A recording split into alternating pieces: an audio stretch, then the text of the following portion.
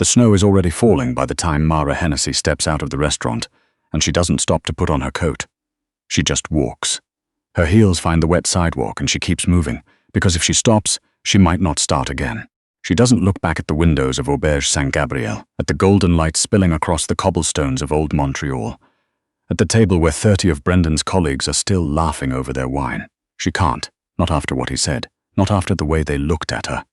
The December air hits her bare arms like a punishment. She welcomes it. Brendan Ash had been her fiancé for 2 years. He was the kind of man who looked good on paper and knew it, charming at parties, generous in public. The sort of person who remembered names and held doors and made everyone feel like the most important person in the room. Everyone except she had learned tonight the woman he was supposed to marry. It had started so simply. One of his clients, a red-faced man named Gerald who worked in commercial lending, had asked Brendan how he planned to balance a demanding partnership track with family life. He'd laughed. Brendan had laughed too, and then he'd reached past Mara's shoulder for the breadbasket and said, without lowering his voice, "That won't be a problem. Mara understands she comes second to my career. She's practical that way. She doesn't ask for much." A few people had smiled politely. Someone had changed the subject. Gerald had moved on without a second glance. Mara had sat very still, her fork suspended halfway to her plate, and understood something she'd been refusing to understand for a long time. Now she is walking down Rue Saint-Paul without knowing where she's going, her breath coming in small white clouds, the city carrying on around her as though nothing happened. Because nothing did happen. Not really. No one shouted. No one cried. She just got up from the table, folded her napkin, set it beside her untouched entree and left. Brendan probably hadn't noticed yet. She turns down a side street she doesn't recognize. Narrower, quieter, the old stone buildings pressing close on either side. She is thinking about her mother, which is what she does when she needs to remind herself of what matters. Her mother, Irene, who worked double shifts at a laundry in Point St. Charles for 15 years so that Mara could finish her degree. Her mother, who had a small stroke 8 months ago and now lives in a care home in Verdun that costs more per month than Mara earns. Her mother, who still asks every Sunday when Mara visits whether Brendan has been kind to her this week. She has always said yes. She is crying now, though she didn't notice when it started. She wipes her face with the back of her hand and keeps walking. At the end of the alley, there is light. A bar she has never seen before, its sign written in peeling gold paint, Quartermaster. The door is heavy oak with a porthole window, the kind of place that has been exactly where it is for 60 years and intends to stay. Mara pushes it open. Inside, it is warm and dark and smells of cedar and old wool. A long bar runs the length of one wall, bottles lined up behind it like soldiers. There are maybe 10 people in the room. A couple near the fireplace who aren't speaking. 2 men in work jackets at the far end of the bar. A woman reading at a small table. And, halfway down the bar, a man sitting alone with a glass of something amber in front of him, not drinking it, just looking at it. Mara takes a stool 3 seats down from him. The bartender, a stocky woman in her 40s with close-cropped grey hair, appears without being asked. "You look frozen," she says. "Not I am," Mara says. "Coat checks by the door if you want to hang that up." She nods at the coat still balled in Mara's arms. She'd carried it the whole way without putting it on. "Thank you." Mara sets it on the stool beside her. "Can I just get a tea? Something hot." The bartender doesn't blink. "Of course you can." She returns a few minutes later with a ceramic mug and a small pot, and Mara wraps both hands around it and sits very still and tries to decide what to do next. The problem is not Brendan. The problem is that she needs him, or she has told herself that for so long that she no longer knows if it's true. His name is on the lease of the apartment they share in Plateau Mont Royal. His salary subsidizes her mother's care home. Not directly, not officially, but it made the math work in the way her own income as a school librarian does not. She had convinced herself this was practical, not precarious. She had convinced herself that love and logistics could coexist without one compromising the other. She had been wrong. "I don't mean to intrude." The voice comes from the man 3 seats down. He hasn't moved, but he is looking at her now, his expression careful and contained, as if he is making a deliberate choice to speak, and is not certain it was the right one. He is somewhere in his early 40s, with dark eyes and a face that has spent time outdoors. He's wearing a grey wool sweater under a jacket that has seen real use, not the performative outdoorsman gear that Brendan favored, but the actual kind. There is a quality to the way he holds himself that Mara notices without being able to name. Not arrogance, something quieter, like a person who has learned to take up exactly as much space as he needs and no more. "I'm sorry," he says. "You look like you're having the kind of night where it might help to know that someone noticed." To say. Mara stares at him. In her experience, men in bars who open with something like that want something from you. But she is a very good reader of people. It is, in her professional opinion, the most useful skill a librarian can have, and what she reads in his face is something genuine, not pity exactly. Recognition. Thank you, she says. I'm fine. He nods slightly, as if he expected that answer. Of course. He turns back to his glass. He doesn't push, which is why, after a long moment, Mara finds herself saying, "My fiancé told a room full of his colleagues that I don't ask for much." She pauses. He meant it, quieted for a moment. Then, did it feel like one? No, she says. It felt like a receipt. Something changes in his expression. It's not a smile exactly, more like the recognition of something true. I'm Mara, she says. Beckett, he says. Beckett Strand. Do you always come to bars alone and tell strangers you've noticed they're upset? No, he says. But I've had some experience recognizing when someone needs to be seen. I lost the habit of looking away, he says it simply, without drama, and Mara understands that there is a whole story behind those words that he has no intention of telling her tonight. She respects that. She has her own stories she keeps folded small. She moves one stool closer, because it seems absurd to keep shouting across the bar.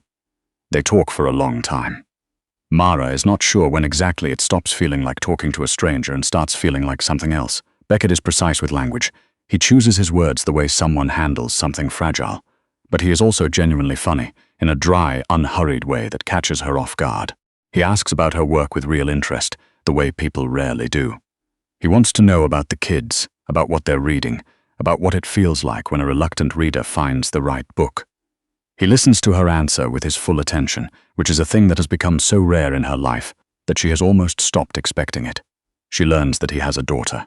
He mentions her in passing, naturally the way parents do when their child is the gravitational center of their life. Her name is Prue. She's 9. She is, he says, furious that he's missed her school play because of a work trip to Montreal. That's a specific kind of guilt, Mara says. It is, he agrees. The kind that follows you to bars. He smiles at that, and the smile does something unexpected to his whole face, opens it up, makes him look younger and less guarded. Mara finds herself wanting to see it again. She doesn't ask what he does for work. He is vague about it in a way that she files away but doesn't press. There are questions she can feel around the edges of this conversation, gaps in what she's being told, but nothing that feels dishonest, just incomplete, like a book she's picked up mid-chapter. By the time the bartender rings last call, the fireplace couple has gone and the bar is nearly empty. Mara realizes with a start that nearly 3 hours have passed. I should find a hotel, she says. She cannot go back to the apartment tonight. She knows this with absolute certainty.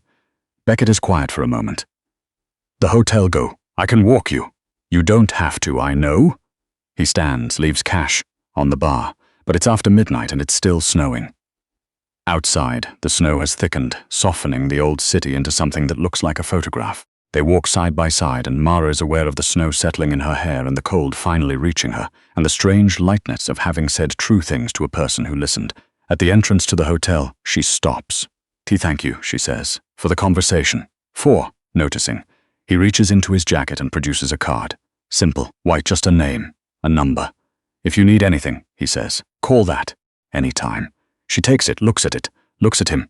Why, she says. It is a genuine question. Beckett looks at her for a long moment, as if deciding what the real answer is. Because I've seen what happens to people who fall through the cracks because no one offered a rope, he says quietly. And I'm in a position to offer ropes. He says good night. He walks back into the snow and disappears around a corner, and Mara stands at the entrance to the hotel with his card in her hand, and the feeling that she has just been standing at the beginning of something she can't yet see the shape of.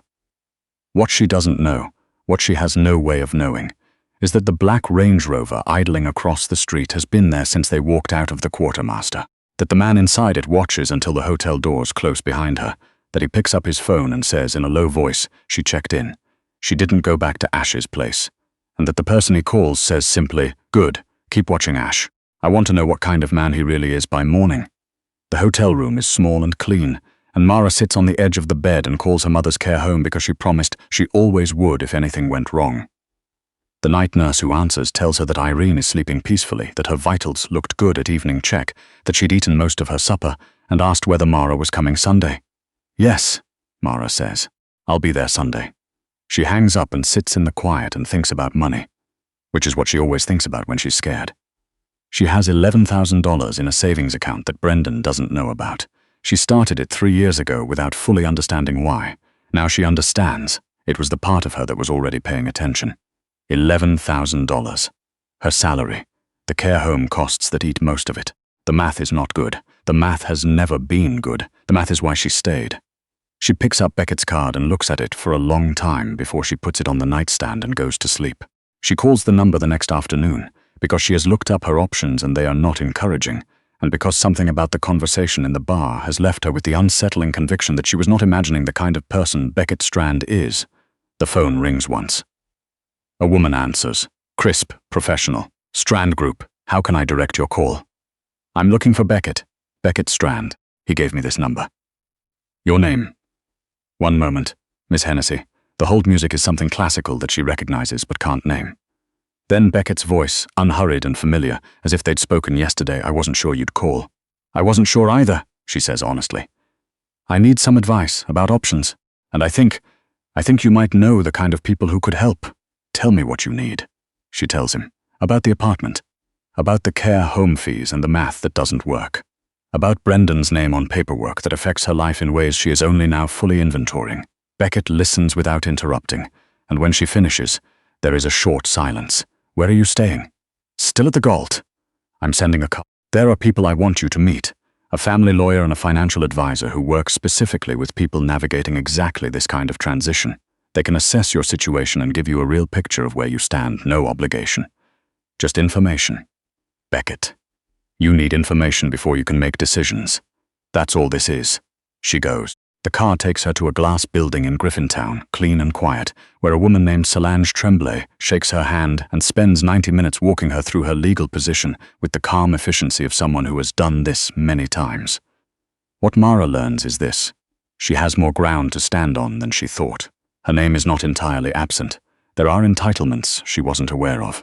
The picture is not simple, but it is not hopeless either. When she comes out of the meeting, Beckett is waiting in the lobby. You didn't have to stay, she says. I had calls to make. The lobby was quiet. He stands, straightens his jacket. How did it go? Better than I expected. She looks at him. Why are you doing this? I told you last night. The rope thing. Yes, that's not a complete answer. He considers her. No, he admits, it isn't.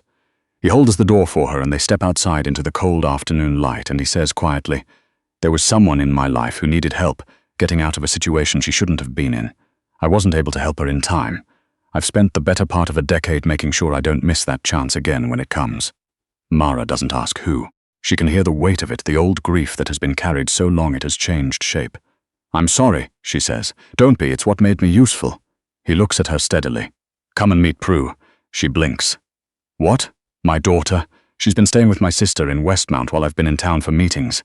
She's been asking who I had dinner with last night. A pause. I told her I had drinks with someone interesting. She's 9. She has opinions about everything. She'd like to have one about you. Mara stares at him. This is the strangest situation I have ever been in. I know, he almost smiles. But I think you'll like her, and I think, for reasons I'm still working out, that she might like you. Prue Strand is not what Mara expects, though she's not sure what she expected. She is small and serious, with her father's dark eyes and her own very specific energy. A kind of focused attention that makes Mara feel like she is being quietly assessed by someone who will not share the results until she's ready. She is sitting at her aunt's kitchen table with a book about migratory birds open in front of her, and she closes it with the careful deliberateness of someone who considers books to be objects of consequence. You're the librarian, Prue says. I am. Dad says you're very good at finding the right book for the right person. I try to be. Prue considers this. I've been looking for a book about a girl who solves problems by herself. Not with a boy helping her, just herself. How do you feel about whales? Mara asks. Prue looks at her for a moment. I feel positively about whales. There's a book called The Minnow that I think you'd find very satisfying. Something shifts in Prue's expression. A slight softening, a recalibration. She glances at her father with the particular look of a child who has made a private decision, then looks back at Mara and says, You can sit down if you want. Mara sits down. She stays for 2 hours. She and Prue talk about birds and books and the specific injustice of being the youngest person in a room. Prue tells her, with the directness of someone who has not yet learned to soften things, that her mother left when she was 4, that she doesn't miss her anymore, but she used to, that her dad tries very hard and is mostly pretty good at it, except he doesn't always notice when she's tired of being at other people's houses. I notice, Beckett says from the doorway. Sometimes, Prue concedes. When Mara leaves, Beckett walks her out, as she is discovering is simply what he does. Prue appears at the top of the stairs in her socks and calls down, "Mara, you should come back. I want to know what else you'd recommend." Mara looks up at her. "I'll come back," she says. "I promise." In the car, on the way back to the hotel, Mara sits with the peculiar warmth of that promise and lets herself feel, for the first time in a very long time, that she might be moving towards something instead of away from it. 2 weeks pass. Mara does not go back to the apartment except once, with Solange present and Brendan conspicuously absent, to collect her things. He is called 17 times. His messages move through the predictable arc of a person losing control over something they have mistaken for a possession. Concern, irritation, accusation, an unconvincing apology, then a harder threat about the lease and what she supposedly owes him. She reads them with the detachment of someone who has finally been able to see clearly, and she does not respond to any of them. She stays in Montreal, in a short-term rental that Beckett's assistant helps her locate. She meets with Solange twice more. She calls her mother every day and visits her twice, sitting in the bright common room of the care home and talking about ordinary things, television programs and the food, and whether the nurses are kind. She does not tell her mother about Brendan yet. She is waiting until she has something better to say. She begins to understand in these weeks that the life she had built around Brendan was not, in fact, a life she had chosen.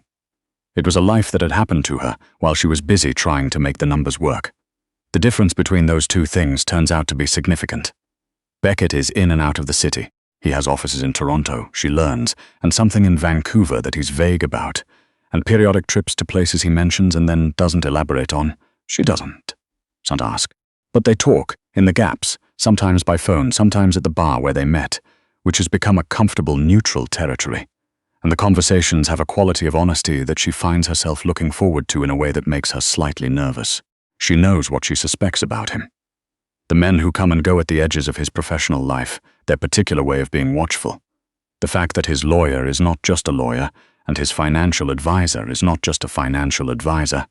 The way certain conversations pause when she enters the room, not guiltily, but with a consideration for what she should and shouldn't hear. Beckett Strand is not a simple man. His money is real, but its origins are not entirely the kind you put in a press release. This should worry her more than it does. She has asked herself why it doesn't, and the answer she keeps arriving at is this. She has lived with a kind of danger before. Brendan's danger was invisible and dressed in a good suit and called itself love. Whatever Beckett is, he is honest about being complicated. She finds, unexpectedly, that she can work with that. The crisis comes on a Tuesday, as crises often do. Mara is at the care home, sitting with her mother in the common room, when she gets a call from a number she doesn't recognize. She steps into the corridor to answer. "Mrs. Hennessy." The voice is smooth and deliberate. "My name isn't important. What's important is that you understand your current arrangement is drawing attention. Mr. Ash has connections in the property sector, and he's been asking questions about your new address. He's also made some inquiries regarding your mother's care facility." The floor tilts slightly. Who is this? A warning. Friendly one. Mr. Ash is not accustomed to being left. He intends to make things difficult. The care home's current funding arrangement involves a grant from a foundation that Mr. Ash has a professional relationship with. It would be worth looking into that. The line goes dead. Mara stands in the corridor with her phone in her hand, and for a moment she can't breathe. Then she can, and she calls Beckett. He answers on the second ring. She tells him what happened. Her voice is steady. She is surprised to discover this.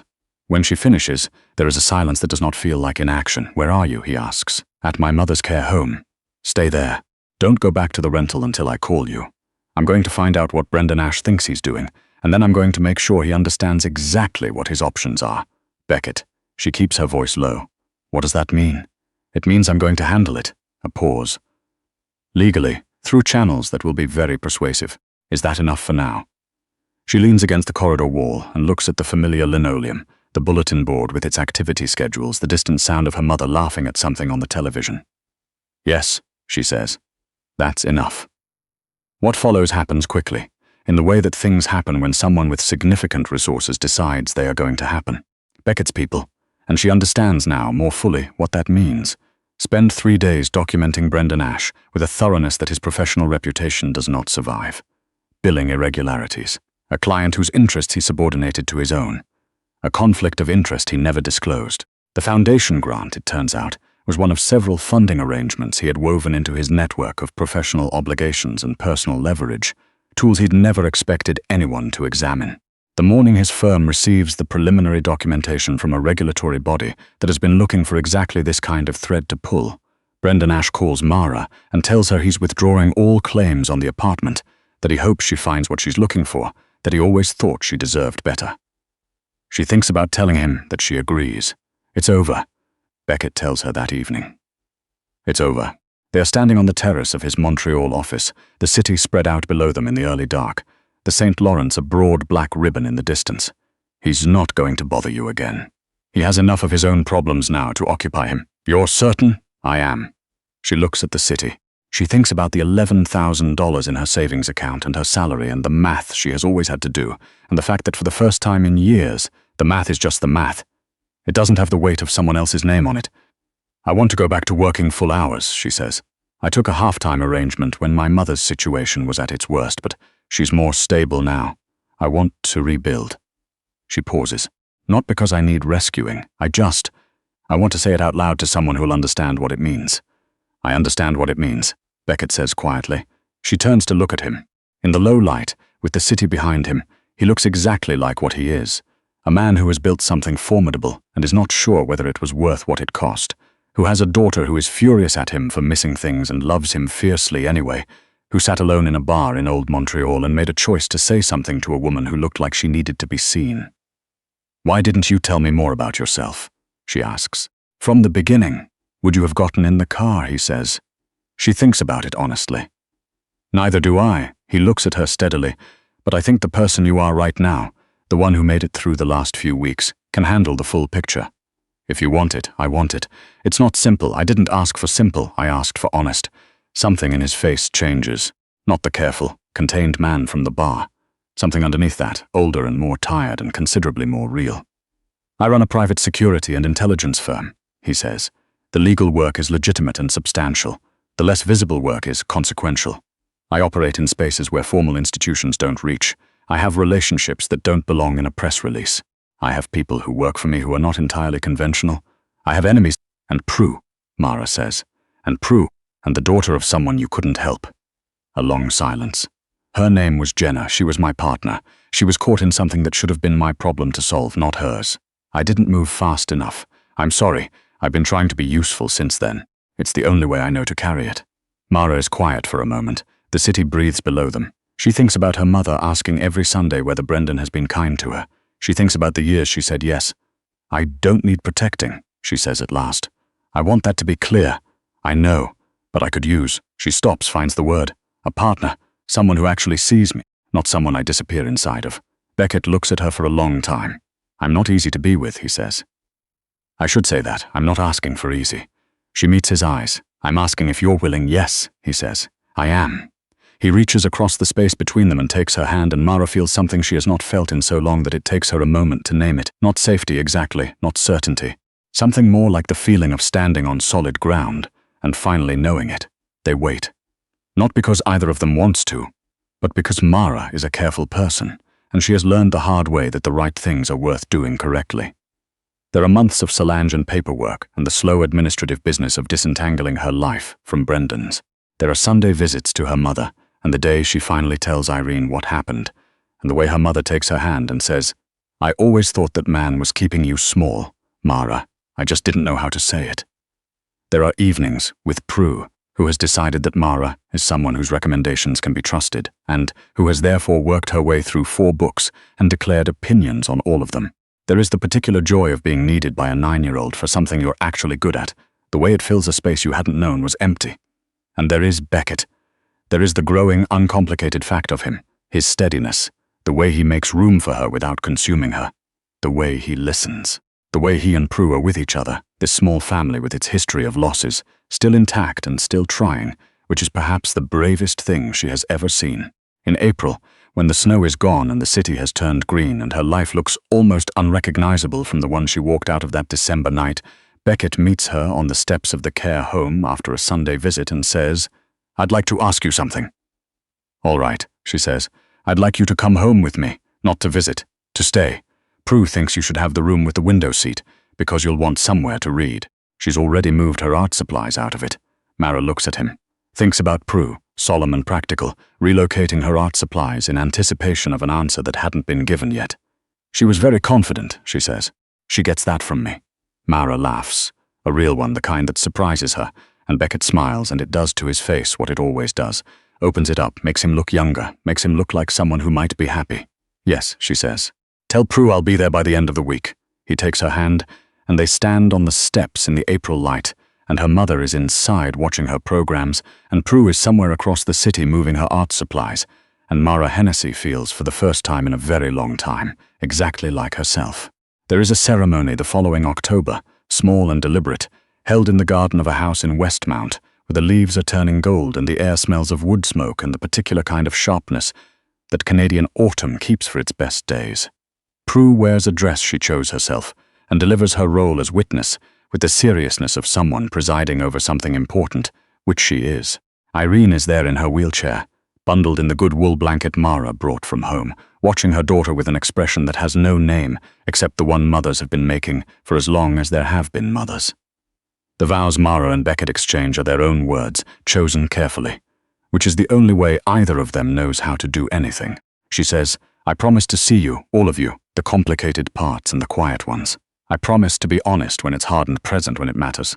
I promise not to disappear inside you, and not to let you disappear inside me, but to be beside you, which is a different thing and better. He says, I promise to be worthy of the trust you've decided to extend. I promise to keep showing up. I know what it costs you to trust someone, and I will never stop understanding what that means. Prue pronounces them married with great satisfaction, and there is a small cheer from the people who love them.